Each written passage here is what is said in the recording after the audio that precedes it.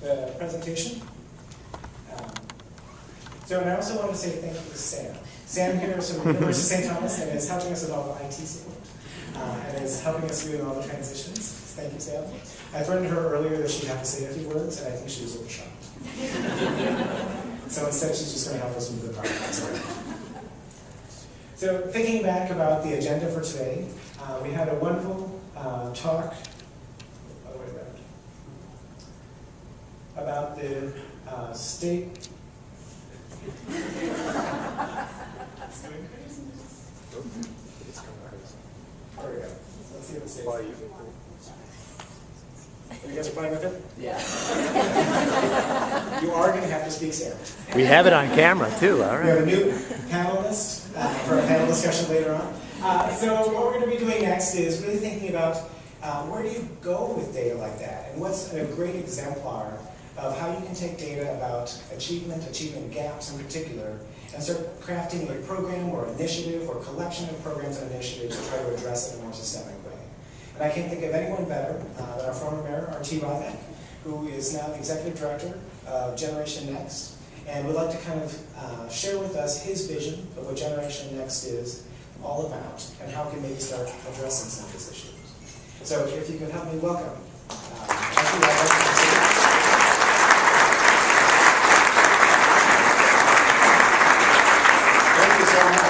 Thank you so much. It's wonderful to be here. I won't take too much of your time because you have a great panel coming up. But I'm really honored to be here. We had a fantastic meeting the other day, and it was, you ever seen those dogs that we used to have in the back of cars that nodded their heads all the time? That's what I felt like, because everything coming out of the words of this great team that's put together the STEM network rang very, very true to me. I want to tell you just very, very briefly what we're up to at Generation Next. Why I chose to go there, what we're doing, but much more important, how that intersects with the work that's going on here. The short answer is it absolutely does, and it matters a lot. I had to make a decision when I stopped being mayor. Gee, I want to be mayor all my life, and when you have a dream as a kid, you should never wake up before it ends, so I didn't know what was coming next. But I looked around and really looked at this community and thought, what is the most significant issue we have? And that was really quite simple to me. It was the fact that you can take two kids in this community, and sadly, and really horrifically, you can predict their future, in part by determining their race, and to a certain degree, their income and their geography. Stop and internalize that in Minnesota, and this amazing, amazing place that we live, with so many gifts, that two kids can grow up, and you can get some sense of a prediction about where their future is because of their race. That is not Minnesota, that's not who we are, and the good news is it's not where we're going to be. I saw the crisis and I wanted to get involved, but more important, I, like many of you, see the phenomenal opportunity that we have going here, because we absolutely need to close those gaps, but we also need to recognize that we aren't simply about trying to get one part of the population, quote unquote, up to a place where other parts of the population are. We're educating for a very different world.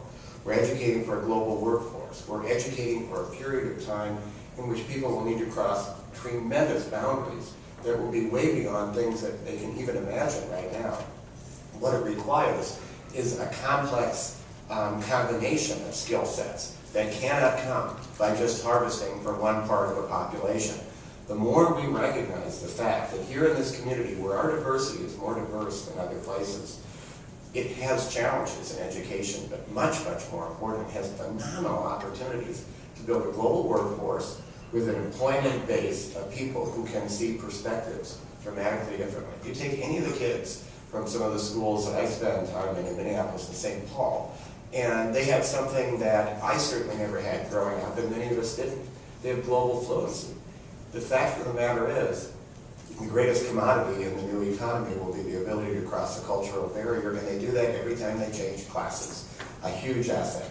So how does that relate to what we're doing at Generation Next, and how does it tie back to this? Very quickly, Generation Next is a coalition of most, in fact, of the large foundations and businesses in the community that recognize the tremendous challenge and opportunity, put their money into a pot and said, we need to develop a battle plan for closing the achievement gap.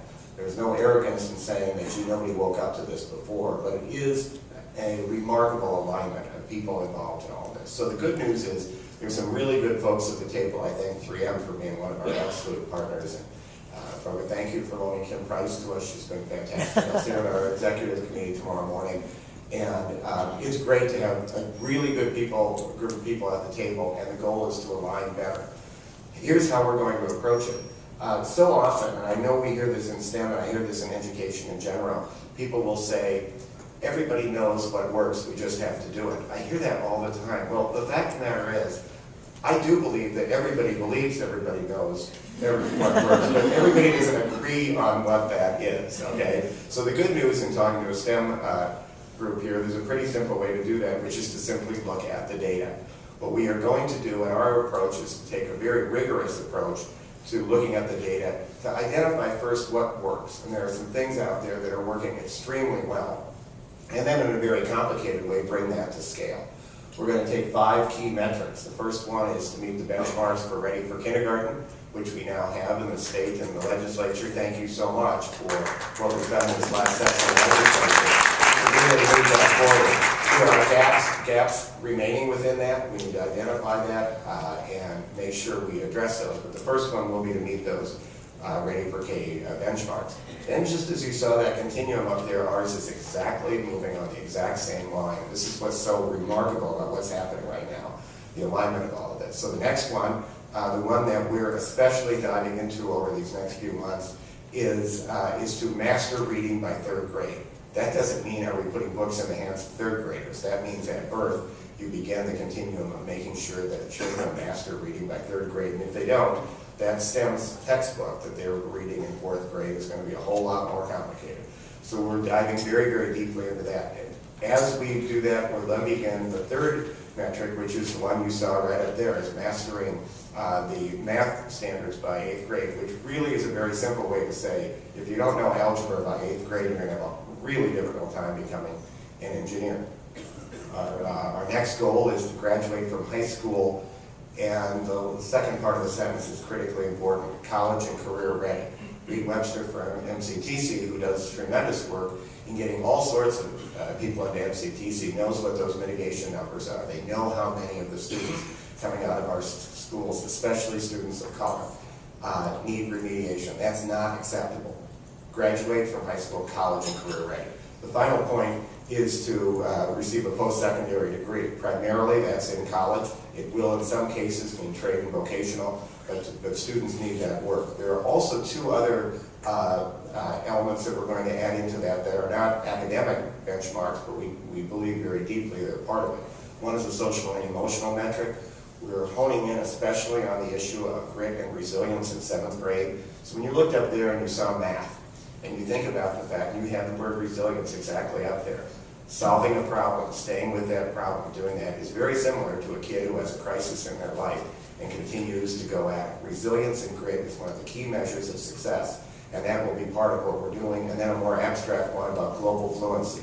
How many kids speak 2 languages? How many kids cross a cultural barrier every day? Put a value on that and recognize that we need that. That's the work that we're doing. It will be and will continue to be very, very data-driven. But what's important about that is that we look at the STEM agenda. We at Generation Next do not need to reinvent the wheel. We see partnering with this network on the work that you're doing and being a very, very strong partner on all of those metrics. So we look forward to doing that. Why STEM? Why closing the achievement gap? Whether people state this or not, I think often when they're talking about closing the achievement gap, people tend to think of the STEM areas as being a luxury or something that we have high achieving kids get to after they've done everything else. Let's first teach everything else and let's try to get to STEM later. But let's recognize the fact that experiential learning is one of the key skills that's being used right now, especially to reach children who are not thriving in a traditional classroom. And just a couple of weeks ago, I was over at Higher Ground Academy, just about a mile from here, room full of Somali kids in 4th grade in a classroom that was using wonderful experiential learning to build robots and do other wonderful things. And the goal of all of that was not to say, once we've mastered everything else, we'll get to STEM. The goal of their work was to do what you say, which is experiential learning, is a way to break down barriers, including and even especially for students who aren't succeeding in a traditional standpoint. I've had the wonderful joy of speaking to every 9th grade in Minneapolis schools for the past 8 years. And part of my goal in teaching them and talking to them about getting into the Step Up program is to ask them about careers. And I'll tell you some really good news from a friend. We were just laughing about it over there with Carla Bates from the Minneapolis School Board. She was talking to me about how many Somali girls want to go into medicine in some way. And I said, you know, when I ask students what they want to do, I've never heard a Somali girl say to me, I want to be a doctor. Not one. I really don't think I've heard one Somali girl say they want to be a doctor. They want to be an anesthesiologist. They want to be from all different sorts of things. And it's a beautiful thing that's happening in this community. STEM is really reaching into many different parts of our population. But now what we have to do is to make sure that we really delve into what are the skills that are needed, especially that pipeline you showed developing. What are the tools in the classrooms that are working? How do we use data to determine that? And then shame on us to be able to bring it to scale. The final point I want to make is we happen to live in a community that is successful for no major reason that you can think of. It's out of the way for markets, it's really cold, life can sometimes be tougher here, and yet we're unbelievably successful because we are skilled in the innovation economy. And there's no question in my mind that what we now have is a combination of populations in this community that will cross-pollinate us to a wonderful, incredible world of success and global success if we do it right. You are absolutely at the center of all of that work, so I want to thank you, for starters, for the great work you've done. I am definitely joining you on the front lines and supporting you in every way possible. The beautiful thing is I see a generation from now, we'll look out on a group of people who are sitting here. They won't look a lot like this room, but they'll be paying our Social Security, and I think we can feel pretty darn good about that. Thank you for your work, and I really look forward to working with you. Thank you very much.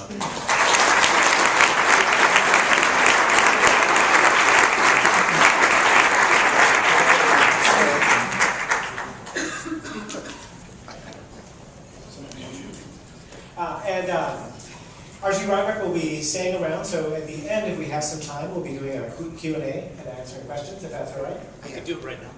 Oh, right now? Yeah. It's not too. Sure. You can talk further. No. I would want to be mindful of this great panel coming up. So if you'd like me to, I'm so happy to. Do it right now? Yeah, let's take a good question. Okay. I hope it's okay with all of you. We're right to it. Okay, so think about some of the questions you have. Of course, the vision that we're hearing right now about thinking about Generation Next and what we can do together as a community is something that I'm sure is as inspirational to you as it is to me. These issues are issues that confront us all. The students that we have in our public schools, I work in Minneapolis all the time, in the St. Paul public schools as well. These students are inspirational to me. These students know that they are the future of our community, and it's really connecting the dots to make sure that that future that they have in their minds for themselves, for their families, for their communities is something that's achievable.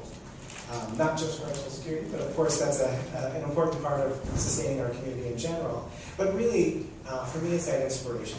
We really are changing the hearts and minds and the potential future of these students, and that's incredibly exciting for me, as I'm sure it's good for you. So now that you've had a second to think about your questions, we have a microphone at the front here, and I'll be grabbing a microphone on this side of the room. And Peter, do you have an idea how much time? At least a couple of questions. Okay, so let's go maybe 4 questions, and we'll see how we're doing on time. Thank you. If anybody has any questions? Right, and if you could just hang on until we can get the microphone to you. First of all, thanks so much for everything that everybody's doing, because I think it's very necessary. I have been tutoring many years through the St. Paul Public School Foundation, and one of the things that always surprises me is how little imagination kids have about their future. When you're talking about what the future could be, is very limited. And I wonder whether at one point one of these panels or groups that are working on this could think about putting some publications for those kids. You have put something through the mayor's office about doctors, etc. But some of the 75,000 jobs, hard even to look. What do you need to get there? So they become familiar when they're in first grade, in second grade, and so that's my only comment. Well, I think it's a tremendous point. I mentioned that I went up to ninth grades and talked to kids about careers. After a while, we recognized we really need to be getting to third grade. We started a program called I Know I Can, where we would go in and read just a book about careers and then begin talking about that. And people from different professions come in there. I think it's absolutely true. I'd like to actually ask folks as they're doing this work and as you're looking at the great PowerPoint, that one of the things we need to do is also give more information to kids about where growth will be. So for instance, you began to see the state of Minnesota, that map, how we close the gap.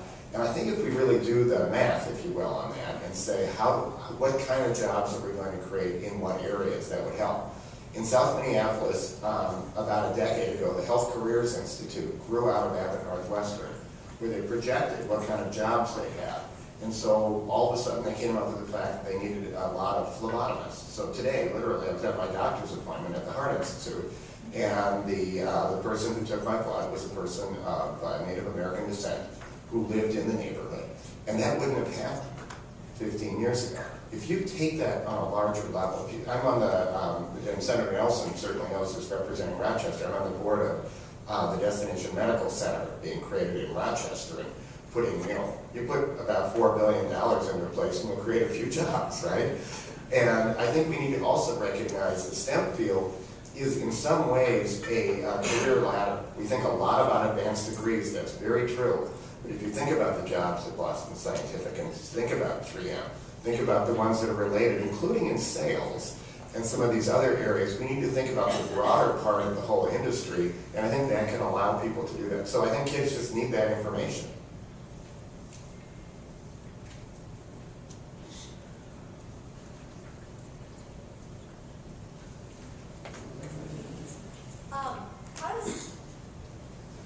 Does Generation Next work with organizations that are also working towards these goals, like the Minnesota Reading Corps and Minnesota Math Corps? Absolutely, totally, and completely. I mentioned that our focus right now, we've been focused especially on early childhood, and now we're moving into our second goal on third grade reading. When you look at the phenomenal work the Reading Corps has done, that's really at the center of what we're going to do. And so our job is not to recreate what the Reading Corps and so many others are doing in a phenomenal way. Our job is to, remember that old line, stop, drop, and roll? I map, gap, and roll, okay? We need to map what's out there, identify the gaps, who's got which role, and then roll, R-O-L-L, let's get it done. That's the strategy that we have. So Reading Corps Reading Corps' work comes up almost every single hour in the conversations that we're having in our office. That part of what we're going to do is try to learn from what's going there and what is needed to bring that to scale, and what is also working especially well. How do we use data to determine that so that we can make the case to funders? So yes. I think in this field, the beautiful thing about this field is that we're not coming into something where we're coming in, and thank God all of you are here. So our job will really be to say, how do we help, how do we put some wind in the sails, and where are the gaps, and how do we use data to make the case for what's working. I had a question.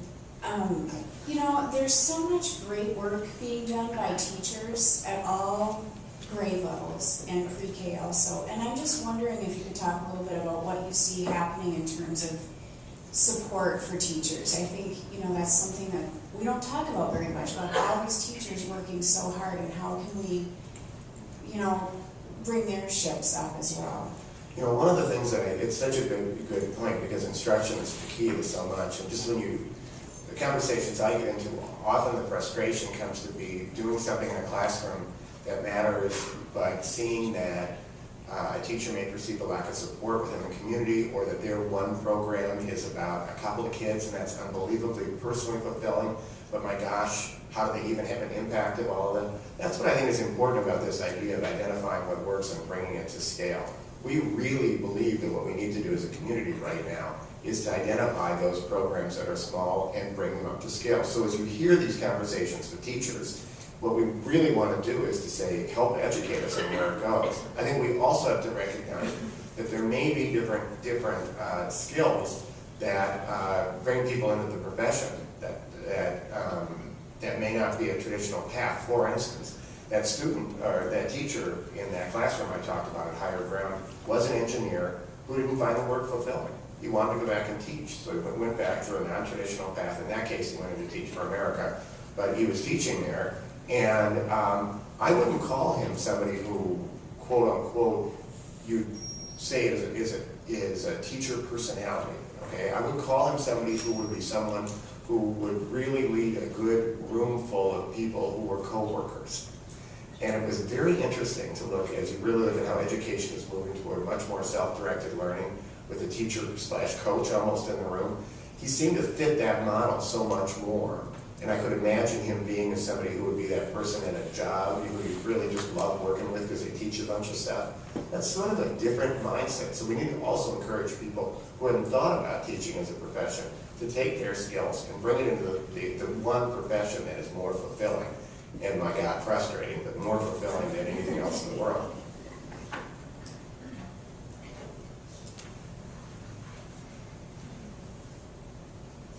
So I have a question about the T part of STEM, Yeah. because I work in technology, and I think that it's difficult as someone who works in technology to stay current on the technologies. So what are we doing to try to help support our educational systems so that they are current on the technologies and that they're maybe partnering with some local businesses that could help in the technology space? This is a really good point. I think it pivots off what you're talking about. There are so many teachers doing great work, but the fields do change so rapidly.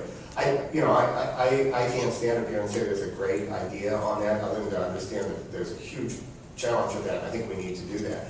I think part of that is to break down the barrier between businesses and schools and have many more people going directly into the schools. I think also that we need to recognize that we're trying to train spry learners as opposed to solely being vocational. Clearly there are things that need to happen, but I just go back to my own experience. I did poorly in all the STEM fields universally. Certainly didn't do well at all in college, and then suddenly when I was like 43, I got offered a job as vice president of an internet company, and I had literally not been on the internet. It was just starting. And it was kind of a problem to then go in and manage a whole team of programmers and these really smart young folks and all of that. What I had developed to a certain degree was a bit more of a curiosity and a spry intellect. I had massive gaps in my learning, and it created huge problems in that work. But I do think there's a skill set in the vocation and a skill set in the adaptation, and I think we need to teach both. I'm not the reigning expert on pedagogy here, but I'm just kind of making this up as I go along. Hey, I want to say tomorrow morning I have my board meeting. I'll be bragging about you guys and telling this, but more important, I just can't wait to roll up my sleeves and be in the trenches with you. Thank you, thank you, thank you for the work, and I think the best is yet to come with all of us. Thank you.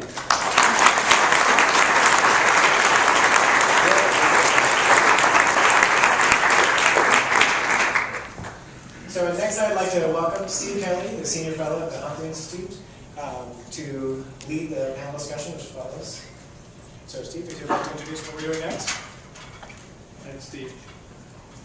So I was listening to Steve's introduction and recognizing that he wears multiple hats, and as do I. I'm pleased to be a board member of SciMath Min, but also since we're here at St. Thomas, I have for 6 years been a member of the Board of Governors for the School of Engineering here at St. Thomas, and have really enjoyed working with Dean Weinkauf and the talented staff. And I'm going to pick up on, before introducing our panel, pick up on a question and RT's response. We also have terrific programs preparing STEM educators. At St. Thomas, University of Minnesota, and Patty Borenselli from the Center for Elementary Engineering Education. I think I butchered that, but I think that the intent is quite there. And one of the cool things about St. Thomas is the way the School of Engineering is supporting the teacher education mission at the University of St. Thomas, and then my colleague Jillian Rohrig, who directs the STEM Teacher Education Center at the University of Minnesota. These are very interdisciplinary challenges of how you draw on the technical resources of a university to also connect with the education mission with respect to our future educators. So that's I think that's an important thing to recognize. So we have a terrific panel. It's a little bit different in composition than was advertised, but when Peter and I were discussing the program, we recognized that one of the advantages of doing this during the legislative session was that we would have legislators in town. One of the disadvantages would be that things might come up.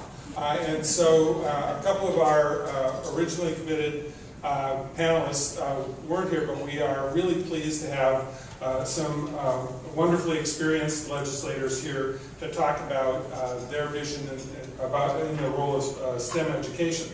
So I will introduce them and ask them to come up as I do the introduction. Representative Sandra Erickson is from Princeton, Minnesota, and she was elected to the House of Representatives first in 1998 and is serving her 8th term. And she is a retired English teacher who received her bachelor's from Concordia. And she leads is the Republican lead for the Education Policy Committee in the House of Representatives. Senator Carla Nelson is from Rochester, and she is the ranking member of the Republican caucus for the Education Policy Committee in the Senate. She received her bachelor's in education from Drake and her master's in education from the University of Minnesota. Was elected to the House first in 2002 and then to the Senate in 2010. And though she is a teacher in her past life, she currently runs a business involving insurance and financial services. Senator Patricia Torres-Ray is from Minneapolis. She's the chair of the Senate Education Committee, was elected first in 2006, and received her bachelor's degree from the University of Minnesota, and we're proud to say her master's in public affairs from the Humphrey School of Public Affairs. Senator Greg, she's chairing the Education Committee in the Senate. And then Senator Greg Clausen is the vice chair of both the Higher Education Policy Committee and the Higher Education Budget Division. He, in a past life, was a school principal, and he is serving his first term in the Minnesota Senate. He received his bachelor's degree from Augsburg, and we're in a perfect place, I hope, received his master's and his doctorate here at the University of St. Thomas. So we've asked each of our panel members to speak for a few minutes on their... Oops. That's what that's.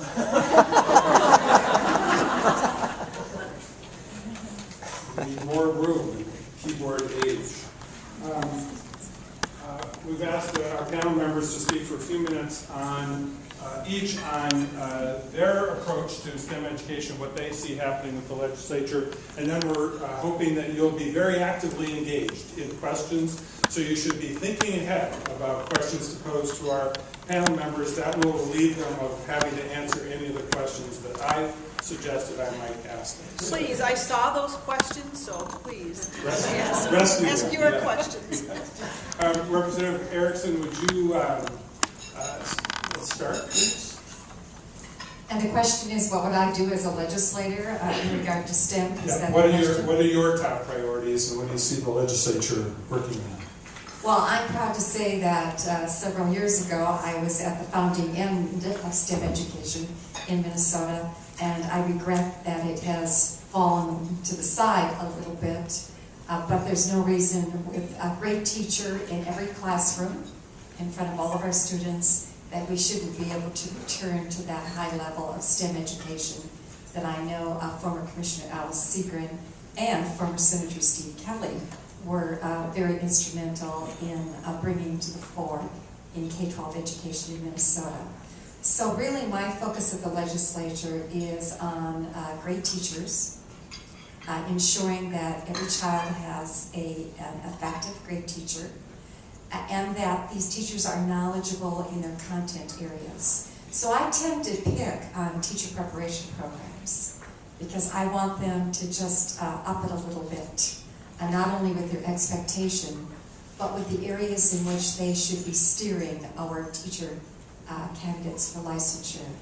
Because that's where we can really make some gains, is when we have teachers who leave a teacher preparation program with the excitement and the knowledge and the skill to go into the classroom to motivate children. And that's all children. Because when you have a great teacher in the classroom, the children will respond. When you have a high expectation of children, they will respond. But we can't, I think, continue in the path that we're on today, where we hold back a great teacher in the classroom because we have tenure laws that might not move a new teacher into a position in which he or she is excellent, but rather we keep that tenured teacher in the position. So you can see that's one area too that I would like to see reform in. I was one of the co-authors of the alternative compensation pay that we call QComp today, and I would, along with former commissioner, she's a former commissioner and former Representative Alice Seeger, we created that program when Governor Plenty was in the governor's office. And our deal, our goal was to move teachers to that place in their career where they were really being rewarded for that great work they were doing. And so now I have a bill in front of committee to align teacher evaluation and the alternative teacher compensation pay system, which we call QComp, hoping that maybe I can stir some energy to look at, again, how we reward great teachers. Because I heard someone say in the audience, the gal over there, we have great teachers. They do great work, but we seem to lose something along the way in motivating them to continue to do great work. So I guess I've said enough in saying that I want great teachers and I want teacher preparation programs to step it up. And I would say one final thing. Legislature should stay out of the way of school boards and their teaching staff and their school leaders, and let them do what's best for their students at their schools or in their districts. Thank you. Senator Nelson. Well, good evening. It's great to be here with you in this beautiful building. I actually saw this building when it was just some designs on paper when I sat on the Minnesota Higher Education Facilities Authority Board, and this beautiful design was brought to us. So it's wonderful to be here now, and it's actual bricks and mortar. And I specifically want to thank you all for your investment in science, technology, engineering, math, in your businesses, and particularly in your vision in looking at the future and realizing how incredibly important it is that our students are prepared for the jobs of the 21st century. And we know that those jobs are firmly centered in the STEM areas. And that's why I'm so glad to see your involvement in our education system, because it is essential. I really believe that our economic security as a nation is very much tied to our ability to prepare learners that are going to be able to succeed in the jobs of the 21st century. Many of those jobs that aren't even in existence yet. But that's where those great skills that I know were on your display earlier, the collaboration, the creativity, the inquisitivity, the collaboration, all of those type of things, along with the actual hard skills, are necessary today. So I want to thank you, one, for your involvement in pushing that forward. It's essential. Secondly, I think that your presentation today was really a great groundwork for what I would like to leave with you. And that is, while we're looking at the end, you're looking at the end of the pipeline, right? And we're saying we want to have these kids that are prepared for these jobs, that they're ready for college and career. But it doesn't start there. As you well know, it starts way back at early childhood.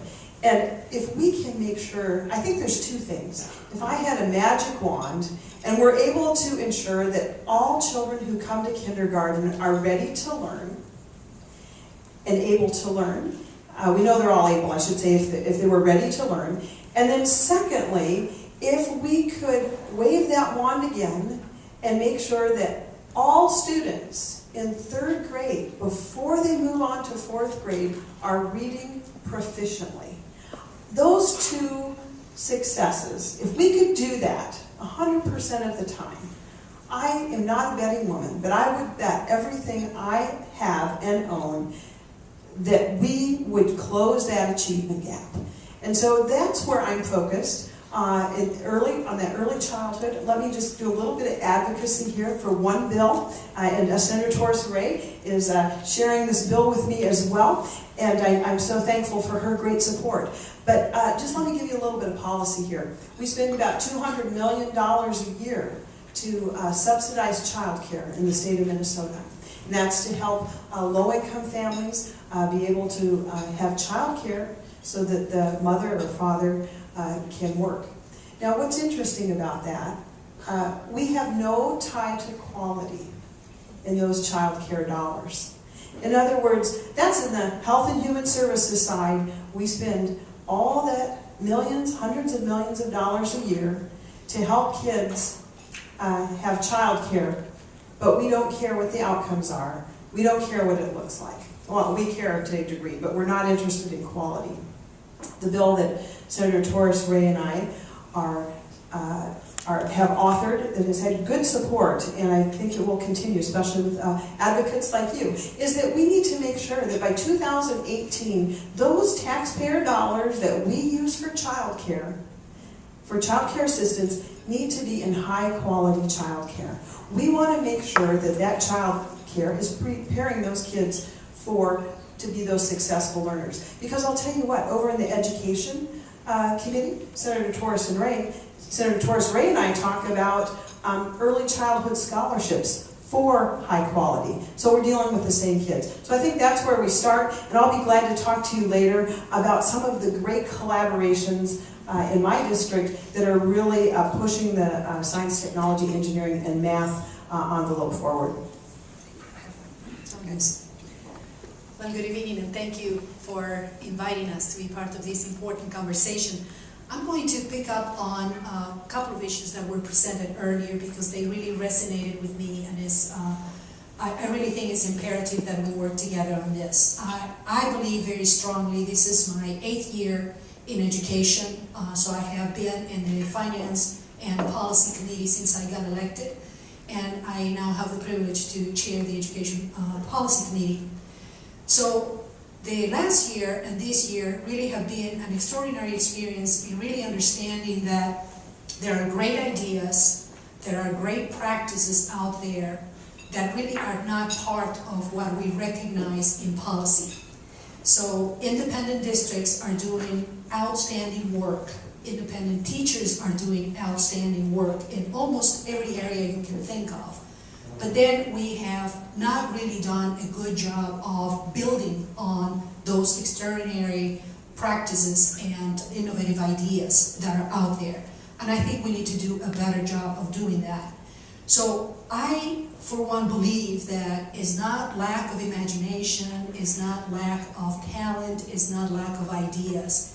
It's really commitment to implement and really fund these ideas and make sure that we replicate good ideas. So that really resonated with me when you talk about, really understanding what districts are doing right now to partner with companies, to partner with organizations to do the work and replicating. That really is important. And there were two things that speak to me very personally, especially when we deal with achievement gap, And that is, you said we are not nurturing students' interest. I believe that 100%. I believe that students are simply not engaged as they need to, as they ought to be, because we are not inspiring. And we need to do something about this. I have a 16-year-old and an 18-year-old who are incredibly smart and are overstimulated with media and access to information every single day. And in order to really grab their attention and be able to really engage in a conversation, I have to be incredibly innovative. They are not going to pay attention to me. I presume that goes every day in the classroom for their teachers. And it is becoming incredibly challenging because these kids believe that they're going to learn these things very quickly from the internet. Why are they going to school? I can turn on the computer and find YouTube and I'll learn it in half an hour. Why do I have to endure a lecture from Mr. So-and-so every single day? So it's a challenge. Inspiring kids, engaging kids is a very difficult thing for our generation, and we need to be more innovative. The other thing that I would like to challenge you to think that somebody said in the audience that I think I would like to reframe, especially when it comes to children of color and people who come from high poverty experiences. Children lack imagination. I would like to say I believe that is not true. I believe that children do not lack imagination, they lack exposure. I am mentoring 17 Latina girls who are ninth graders right now in Minneapolis in Roosevelt School. What I find is that they have incredible imagination. They have been imagining what they were going to be now for all of their life. They started this when they were 2 years old. But they have not been exposed, and they really don't know how to get there. They don't know that all of these opportunities are open to them, and that is so simple, so simple. They just have to really figure out, I could ask the question, I could ask my counselor, I can go to this class, and if I can't, I have to figure out with somebody who's out there, actually hired and paid to help me. That person exists. But I don't know who that person is. So I think that does not exist today I think it does exist, but it's not as effective as it could be in every school. And so I would like to invite all of you to help us think about how we can increase resources to help you engage the students in this conversation about STEM. This is fun.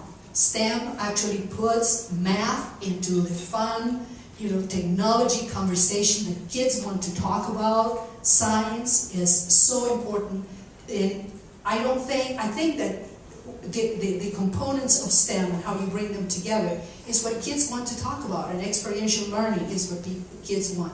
But we need to figure out how to engage them in this conversation. To me, that's where the challenge is. Yes. Good evening, and thank you for the opportunity to be here this evening. As was stated, I'm a former high school principal. I also worked in our district office. I've done federal and state grant writing, one of them being the Perkins Grant, which is STEM related. But I'd like to share with you about January 2012. I attended a meeting of the Minneapolis-St. Paul Economic Development Council. And at that meeting, I learned something that I was frankly a little shocked at. And that was that they said that the 13 counties, including Minneapolis-St. Paul and the 2 counties that are in Wisconsin, those 13 counties is the 66th largest economy in the world. And when they did that study, they asked, why is that? And they said it's because of our talented and trained workforce. And that's awfully, it tells me we've got education as our engine that drives our economy, is what it tells me. And we have to make sure that we're doing a good job in looking ahead on what our workforce needs. This afternoon, I was just in a higher ed committee meeting. We heard some reports from MNSCU and the University of Minnesota on their bonding proposals. And it's interesting, at the University of Minnesota, most of their bonding proposals in the millions of dollars are in the STEM field. If you've been over to the university recently, you notice that there are 3 new buildings just north of the campus stadium there. Those are all STEM buildings, cancer research, magnetic imaging, other related STEM fields. The one thing, though, that I'm disappointed in higher education is we're turning away talented people. The University of Minnesota, Duluth, I just found out, we turned away 150 qualified people in the STEM program because we didn't have the facilities, the infrastructure to educate them. We have 15,000 applicants in STEM field at the University of Minnesota for 1,500 positions or openings for a freshman class. One of the things we did for metrics, goals, in other words, for the University of Minnesota, is we said you need to expand STEM opportunities. And so we need to increase. You can't tell me that all those kids turned away weren't qualified applicants for the University of Minnesota. They go other places. And I think it's interesting to note that we've got a problem in that an in-out migration of students that are graduating from Minnesota high schools, 3,400. There's a gap of 3,400. In other words, 3,400 fewer people are coming into the state than are attending our universities. So in other words, we've got an out-migration of about 3,400 students every year. And those students' likelihood will not be coming back. When you look at things, what do we need to do? I think in our teacher education program, we do a good job of educating people in the sciences and in the math and technology, but we never interrelate them. A few years ago in our high school, we decided to put together a physics teacher and a technology teacher so that they could teach a hands-on physics technology course. And they kind of looked at each other and didn't know what to do. We need to do more cross-training so people understand that math isn't simply math. How do you apply it into the STEM field? How do you apply the sciences into the STEM areas? So that's an area that I think we definitely need to work on, is how do we integrate that. I think another thing, my experience in the high school was we used to have registration guides that had, here's all the courses in English, here's all the courses in science, here's all the courses in math. Instead, we reorganized that book for career paths. So in other words, if you wanted to go into engineering, starting in the 9th grade, what courses do you need to take in 9th grade, 10th grade, 11th grade, 12th grade? And so instead of having departments, we had career paths. This is what you would take for a career path versus an individual department. Along with that, we also had, here's some co-curricular opportunities, some after-school opportunities that you can take advantage of so that you can apply what you've been learning in the classroom, like robotics, other kinds of STEM-related activities, women in engineering clubs. We need more opportunities where we have partnerships with corporations in our area. Flint Hills Refinery is in our area. We have engineers that come over, male and female, work with our students. We used to have Lockheed Martin until they moved, but they were a great resource as well. So those are some of the things that I believe that we need to do in the area of STEM education. Thanks. So the opportunity is now to you while you're thinking about your questions. We'll get the microphones out there, and I'll try to keep track of hands, but I want to go back to something Senator Nelson mentioned. That's early childhood. So we know that parents reading to kids is very effective in helping them develop literacy skills. I think parents can get that, but many parents feel less comfortable with mathematics and with science, and so may be in less skilled positions to help their kids be exposed to the kinds of opportunities that are available. So what's the role for early childhood education and our definition of quality in early childhood education? Should we be more specific about expectations in terms of preparation or curiosity building, or however we might approach it, in defining quality early childhood education? I think that's a great question, and what is quality? And I think that's what you're asking. And we do have the parent-aware quality assurance ratings, which I think are really helpful in a number of ways. You mentioned parents. Having parents involved is essential. And one of the things that Parent Aware does is it allows parents, it brings parents into that discussion, and then parents help choose the particular child care provider that they think is best for their child. And having those stars, those parent-aware stars, kind of helps gives parents an idea about how different providers are rated. Now, I will tell you, there's still ongoing discussion about really what do we want that to look like. It's a pretty well-defined program right now, but I think there's some further, we really depend upon data and results and measurable results, and that's how you determine many times where to invest or where to continue to invest. And so one of the things that how do we show that those particular high-quality child care providers, what's the end result? How many of those kids are prepared for kindergarten? How many of them pass the kindergarten readiness test? So it's those kind of things, and how do we measure those? Now, regarding parents' comfort with science and math, I think that's a very legitimate issue. Fortunately, I think technology has some wonderful answers for us. YouTubes are delightful ways to learn about new scientific things that you might not be familiar with. And the Khan Academy, for one thing, I think is really turning education upside down. We need to look, particularly as educators, at using these new wonderful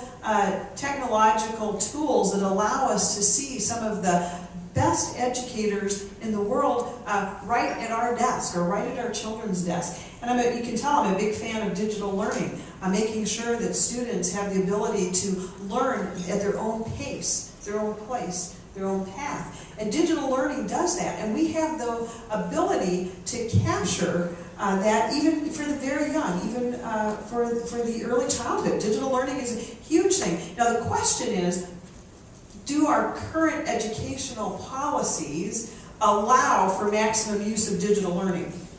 That is a big question. One of the things that certainly much of our education system is still designed around the 1950s and how I went to school. And that's not going to produce the learners that we need today. I strayed a little bit from your question, but I had the mic, so I apologize for that. Senator, I'm just shocked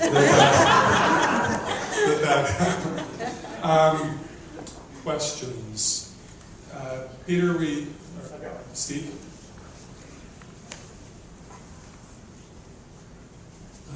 One of the early speakers talked about the importance of not having silos between S, T, E, and M. I'd just like to urge that there not also be a silo around STEM itself, but that it be integrated with other things, particularly I think with the social sciences, with environmental studies. I was thinking about how many of the really big problems we're trying to deal with today are consequences of technology where we haven't been able to anticipate what would happen or hadn't tried hard enough to anticipate. We're going to have people working in public, not only in firms, but they have to be thinking about identifying Pandora's boxes before they're opened, essentially.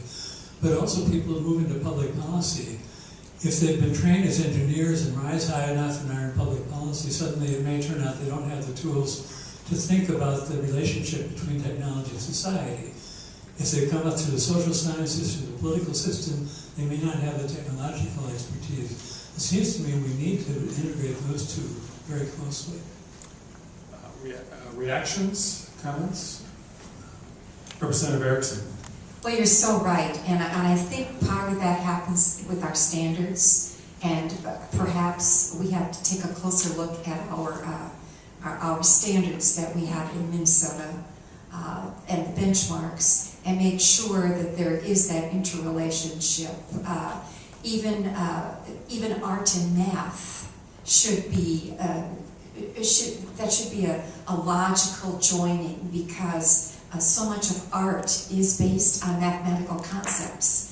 And I think if children learn this early on, and I just wanted to take the microphone because my little 2.5-year-old grandson was here visiting from California last week, and we spent Sunday at the Children's Museum here in St. Paul. And it is a fascinating place for children from very young to even very old like me to see what they offer for that imagination, that connection, and that's definitely a connection of science, math, technology, and engineering. There's not an exhibit in parts of the Children's Museum here in St. Paul that can't invigorate the mind of a child. And I watched my little grandson as he went from exhibit to exhibit, and his parents and I were talking to him about the meaning, and he was asking questions. He's a rather precocious little 2.5-year-old, but he was asking questions about various things that were happening as he stuck a little ball in a tube and it went flowing through the water, or he sent a sailboat down a channel.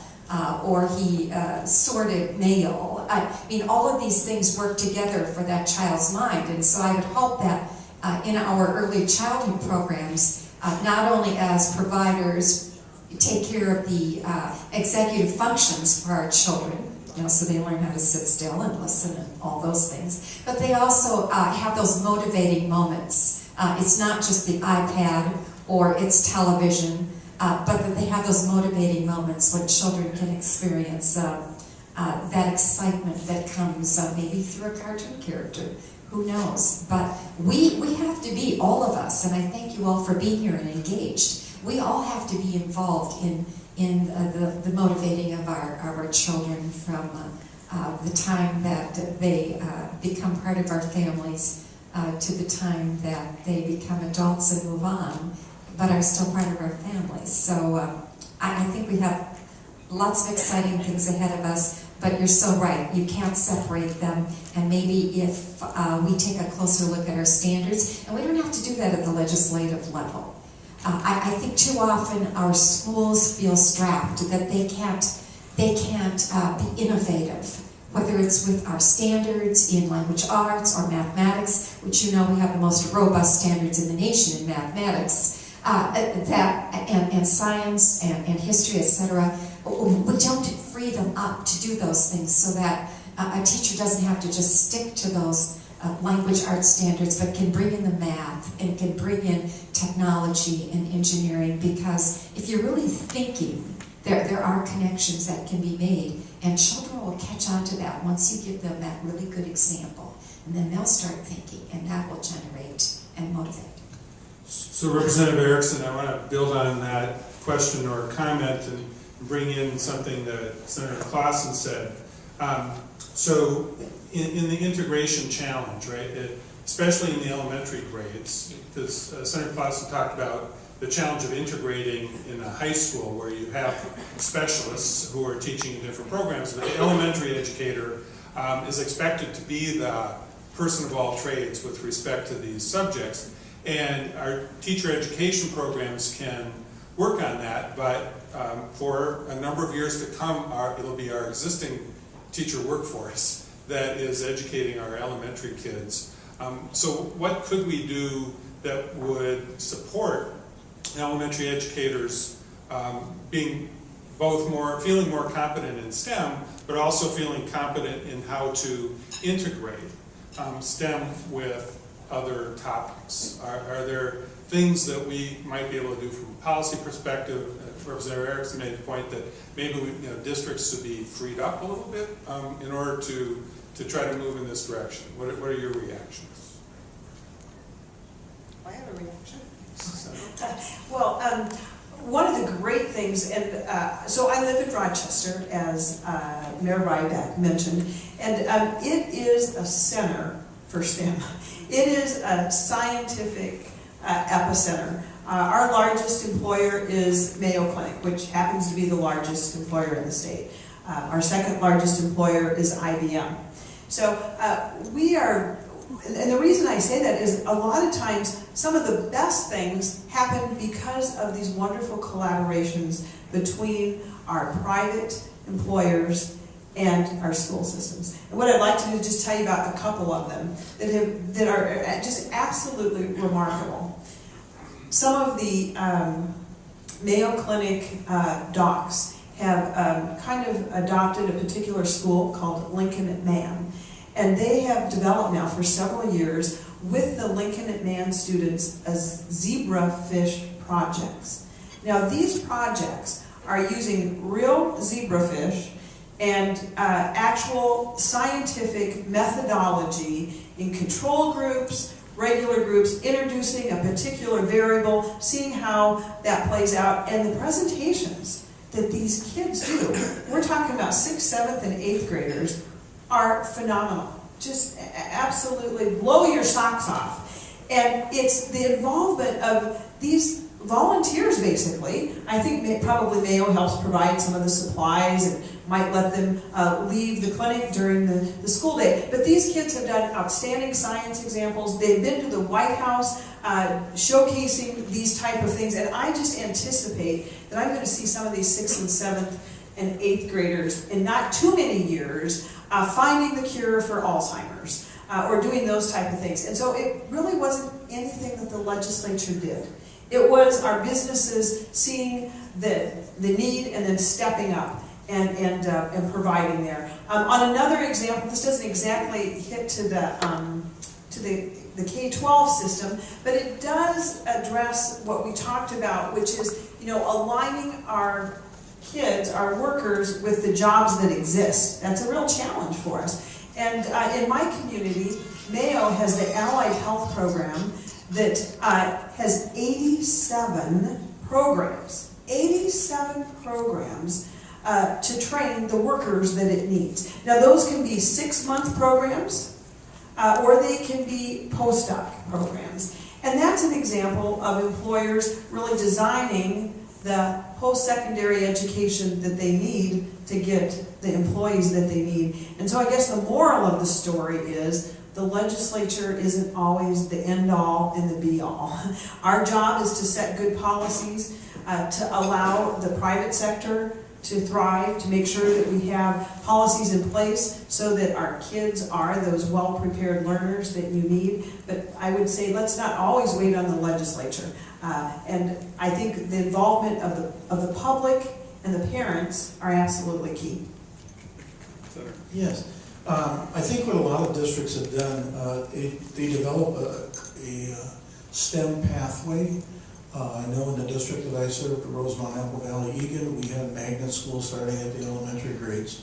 A lot of their instruction was hands-on applications of STEM concepts. They could then move to a middle school where they get more of that type of education, hands-on, STEM-oriented, and then onto the high school. One of the things that I'm really a strong believer in is Project Lead the Way, if you're familiar with that, at the high schools, where instructors actually go for summer for 4 weeks to a college campus, and it's very intense training. There's a curriculum that you purchase, it's all hands-on, and that is something I think that, again, it's a pathway starting in elementary where parents and students can kind of see where am I going to be in 11, 12 years of education, leading to a career, leading to post-secondary education. Steve. Yeah. I want to get off the hook on the early childhood pre-K stuff. My organization works with a lot of children, really rich kids, really poor kids. And one of the themes that I see running through both Mayor Rybak's comments and of course Ray's comments is that the notion of parents as educators. One existing program that seems to be sort of lost lately about how do we close the achievement gap is ECFE, Early Childhood Family Education. And those families of children who are struggling in school don't just struggle with the academic part. They're not just struggling with reading. They're struggling with all kinds of things. I mean, you can make the case that a lot of those children are PTSD kids, and their lives are in turmoil. And I worry that the assessments about, pre-K and readiness is going to just completely bypass them for another couple of generations. So my question to the legislators is, so what about ECFE, an existing program, more money, more distribution, most districts have it, but what do we know about success rates and what can be done? Thank you.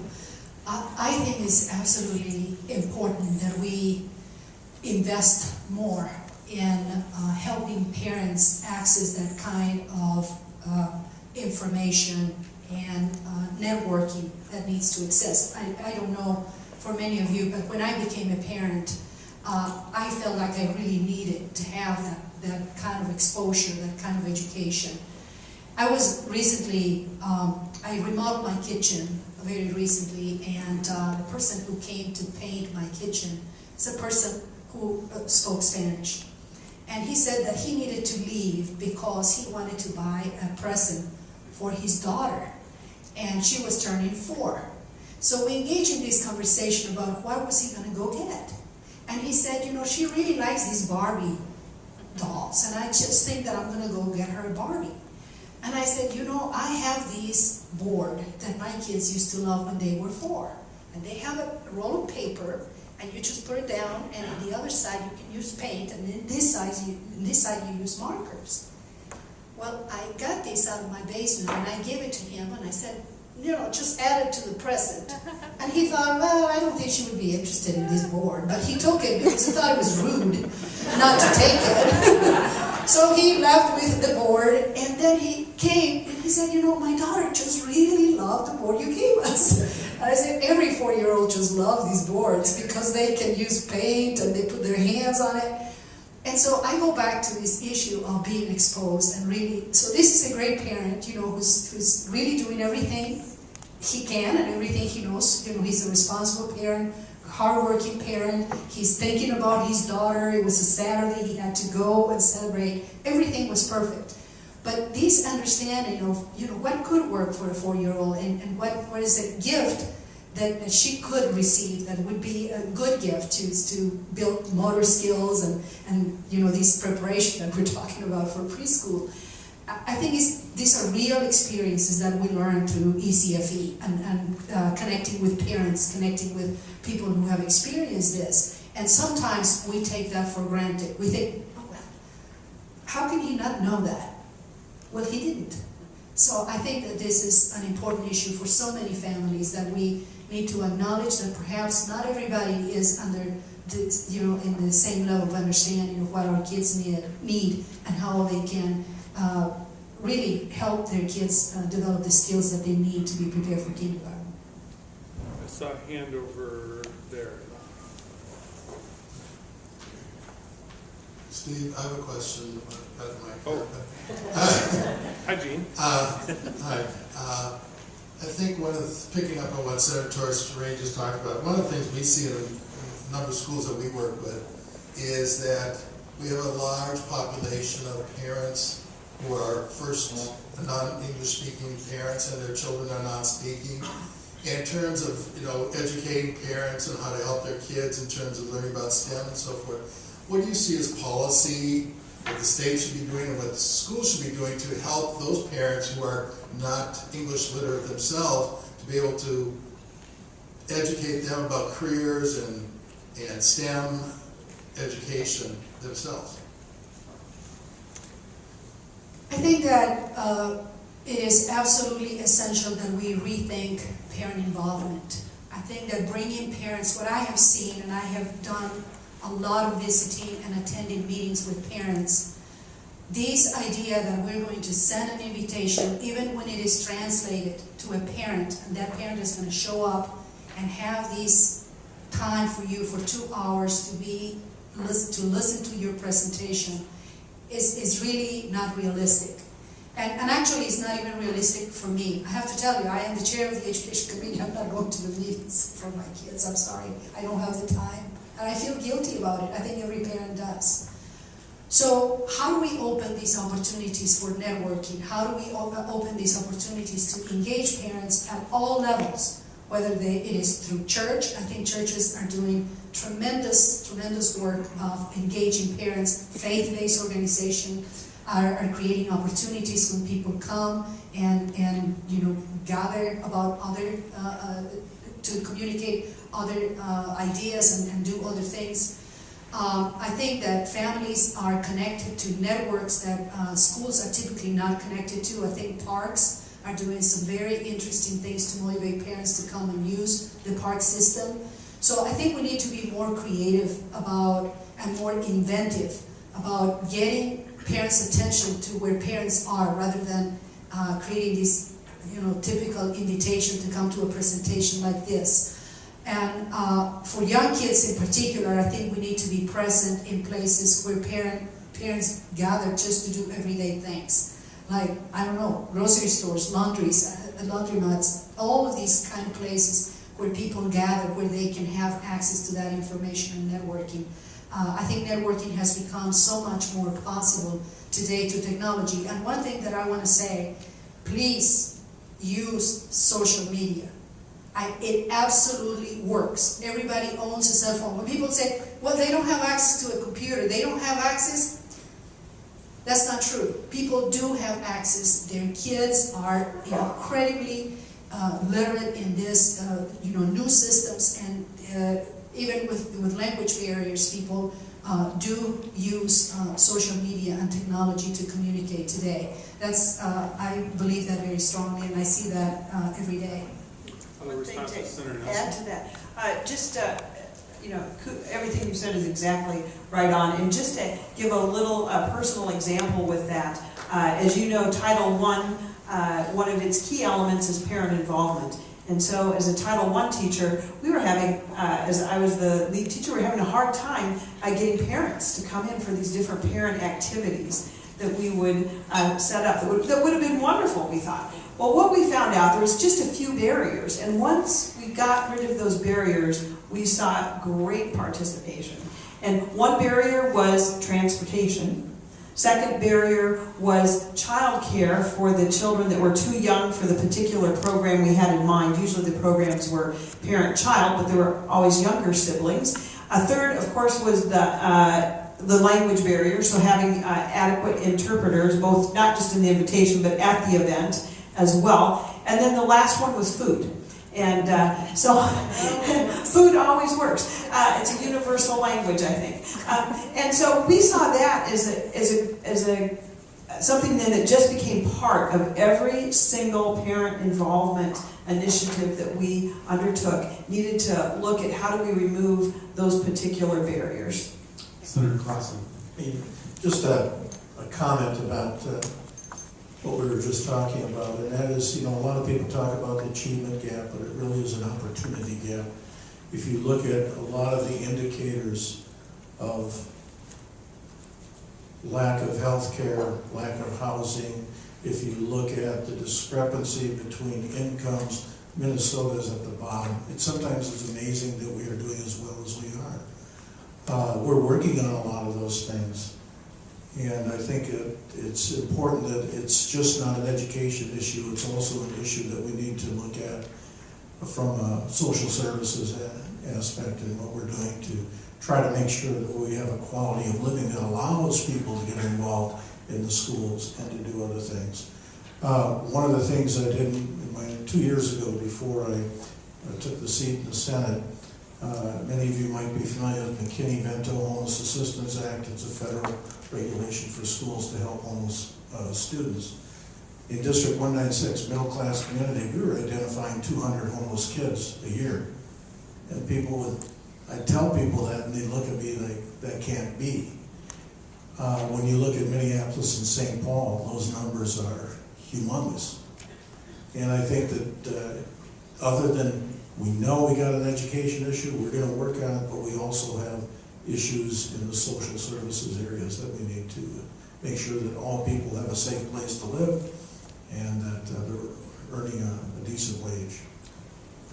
Representative Erickson, did you want to comment on this? Well, I'm just, I'm from Monroe, Minnesota, north and west of here, and ECFE in our areas thrives. It's a connection between the program and the parents and the children that I think has been absolutely remarkable in helping parents learn at the same time that their children are learning. And we have more American Indians in my area, and they thrive in those programs as well as Head Start, and that's been so good in moving them forward and helping them to help their children get ready to learn in the school setting.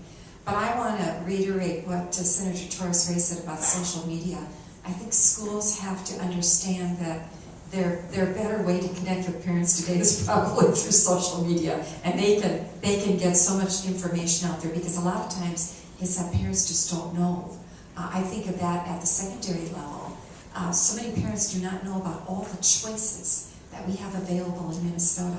I mean, we're a star when it comes to school choice, and our high school students have so many opportunities. But if they don't know about it, they're not going to venture into that path and try that.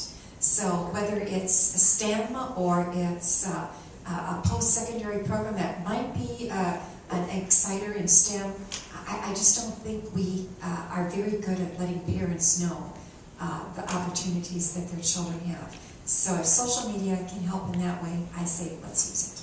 Great. We have time for one last question, so let's get that in and have some quick responses.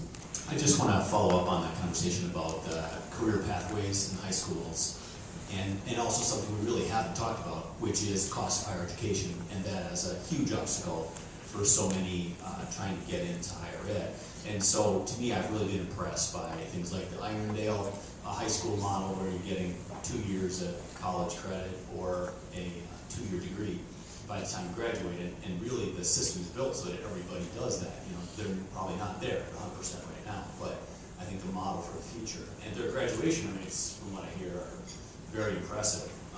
And I know there's lots of other schools in Minnesota that are doing that. So my question is really, how are you incentivizing that for districts and schools to move in that direction? Well, this may not be right on point, but one thing that is very important is that our students be able to earn credits sort of across the board. And I know that's off point, but if there's a career technical course that is, and I think of ag education at Forest Lake High School, for example, that is rich in science or rich in math or both, allow students to earn credit.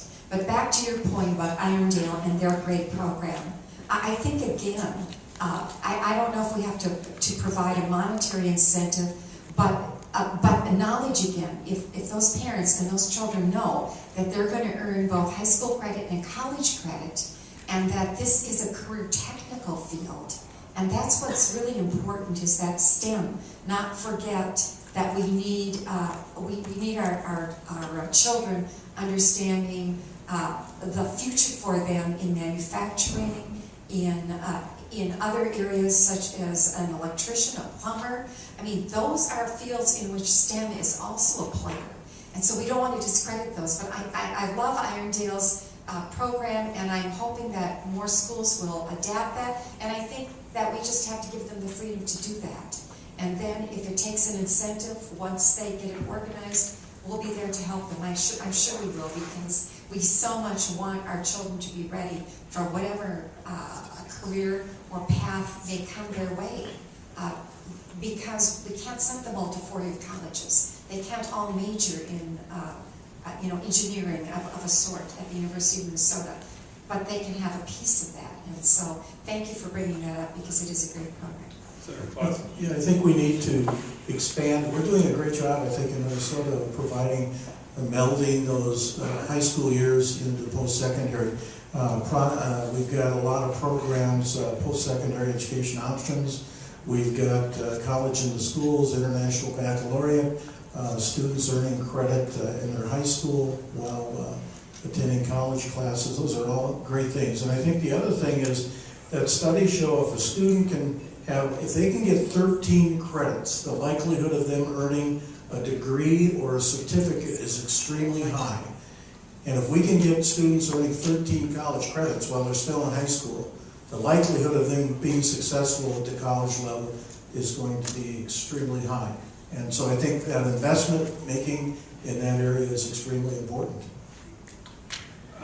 Would you all join me in thanking our Senator Torres Ray? Did you want to chime in on this? This is an issue that's so important. I do want to say, actually, I have a very large group of kids who have come to my office to let me know that really schools are not doing a good job of letting them know on time about the opportunities that exist for that.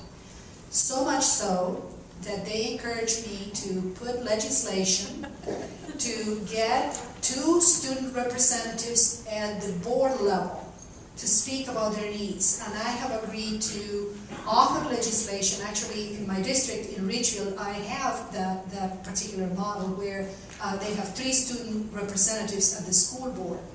And so I'm going to be introducing legislation, and their argument is that they feel very strongly that we are lost in policy and at the administrative level about the kind of work that we do to inform students about opportunities. They feel they are not being informed, and they learn really late about opportunities that they should take in, especially in this area of college credits. So it's a very important issue for high school students, and I think we need to do more.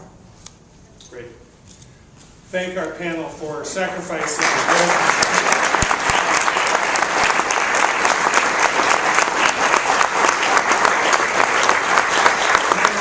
away from family, grandchildren, children. This is all very valuable, but thank you for your public service. And I want to draw a connection between there may be a public policy connection between the data that we saw and some of the things that our panel members can address. Not that I want to argue for more testing, but one of the reasons that there is a 5th grade gap is that is the very first standardized test in science that those children see. And under No Child Left Behind, the only consequences were for not meeting standards in math and reading, not for failing to meet standards in science.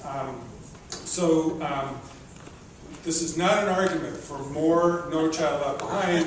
It is an argument for thinking about the way that policy is revealed in some of these statistics. I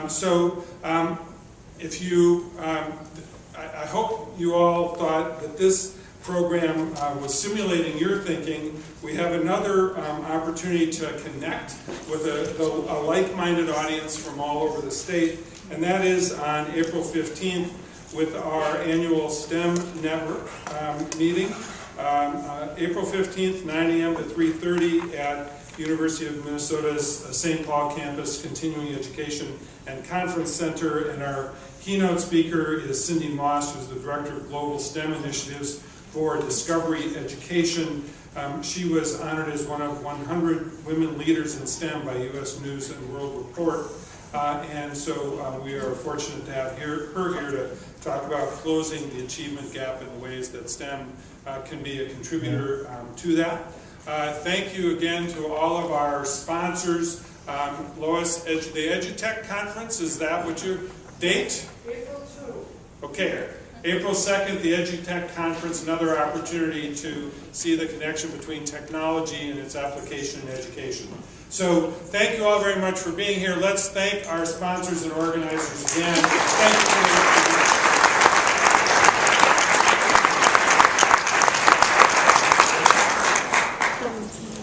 Thank you. That was very nice.